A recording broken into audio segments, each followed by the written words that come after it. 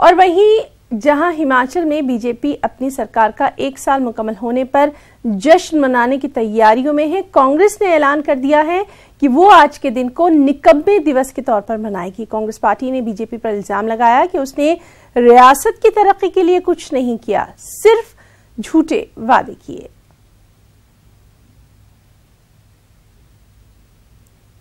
और चलिए मजीद अपडेट के लिए रुख करेंगे धर्मशाला का, जहां से मौजूद हैं हमारे साथी विचित्र शर्मा।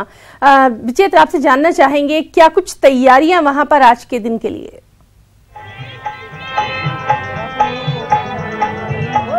देखिए हिना, बिल्कुल आज प्रधानमंत्री नरेंद्र मोदी के इस्तकबाल के लिए आज प्रदेश की जो जनता है, जो आवाम है, वो धर्मशाला के पुलिस ग्राउंड के इस रैली स्थल पर पहुंची है। मैं कैमरामैन से कहूंगा कि प्रधानमंत्री के इस्तकबाल के लिए और उनके लिए जो खास तौर पर मंच तैयार किया गया है वो बिल्कुल सामने आप देख सकते हैं तस्वीरों में कि एक मंच जो है यहाँ पर तैयार किया गया है और इसी मंच से जो है वो प्रधानमंत्री नरेंद्र मोदी जो है वो जन सम्मेलन को संबोधित करेंगे।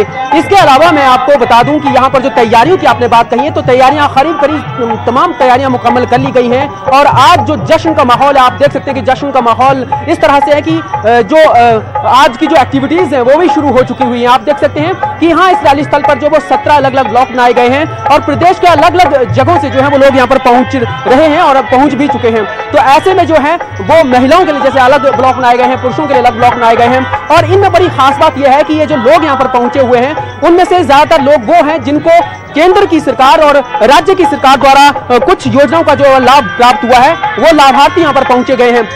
सरकार का यह भी कहना है कि 36,500 लाभार्थी जो हैं वो इस रैली स्थल पर मौजूद रहेंगे।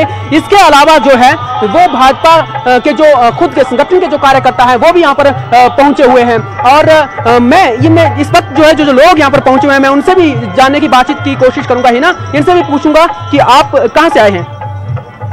चंबा से। चंबा से आप आज यहाँ आए हैं, आपको लाया गया है या आप खुद आए हैं? खुद आए हैं। अच्छा, आपको कोई लाभ मिला किसी योजना का? किस योजना का?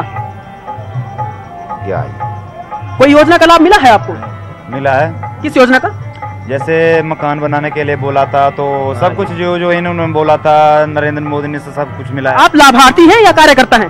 लाभार्थी है। अच्छा, क्या लाभ मिला आपको? बस घर, मकान, खेती बाड़ी सब कुछ मिल रहा है। मकान का काम आपको, मकान बना है आपका? आप मकान बना है। मकान। महिलाएं भी हैं ही ना, महिलाएं भी हैं, हम महिलाओं से भी जानने की कोशिश करेंगे। आप लाभार्थी हैं या आप संगठन की कार्यकर्ताएं हैं? कार्यकर्ताएं हैं आप। आपको कोई लाभ मिला है क्या? सरकार रोजगार मिला है। रोजगार मिला है। तो देखिए ये बहुत सारे लोग हैं जिनको किसी को रोजगार मिला है, कुछ संगठन के कार्यकर्ता हैं, बहुत सारे लोग यहाँ पर पहुंचे हैं। हालांकि मैं कैमरामैन से कहूंगा कि पीछे दिखाए अभी फिलहाल जो 12 बजे मैं जो वक्त है तय समय के अनुसार जो है जो 12 बजे जो है पूरे 12 बजे प्रधानमंत्री नरेंद्र मोदी जी यहाँ पहुंचने वाले हैं और 9:50 मतलब 9:50 पे दिल्ली से जो उनकी रवानगी धर्मशाला के लिए होगी। तो 12 बजे के लिए जो है चाहेंगे जिस तरह से वहां पर लोग मौजूद हैं और मौसम की परवाह किए बिना इतनी सारी भीड़ नजर आ रही है। पहले तो ये बताइए कि 2-3 ग्राउंड्स में ये जो प्रोग्राम था वो मुनक्किद होना था, तो इस वक्त किस ग्राउंड में ये प्रोग्राम हो रहा है और साथ ही साथ कांग्रेस का यहाँ पर क्या कुछ रुख है? पहुंचे हैं, ये सामान्य नहीं है। आमतौर पे जैसे उत्सव देखिए हिना, हाँ जो आपने कहा कि 3 ग्राउंड, यानी पहले एचपीसी का जो अंतर्राष्ट्रीय स्तर का जो क्रिकेट ग्राउंड है उसको सिलेक्ट किया गया था। उसके अलावा जो है वो साई यानी स्पोर्ट्स अथॉरिटी ऑफ इंडिया का जो सिंथेटिक ट्रैक है उसको भी सिलेक्ट किया गया था, उसको देखा गया था और सबसे प्रायोरिटी पर जो था वो यही धर्मशाला का पुलिस ग्राउंड था और अंत में यही पुलिस ग्राउंड को इसी को चिन्हित किया गया और यहाँ पर ही रैली को जो है वो सुनिश्चित किया गया कि यही रैली होगी।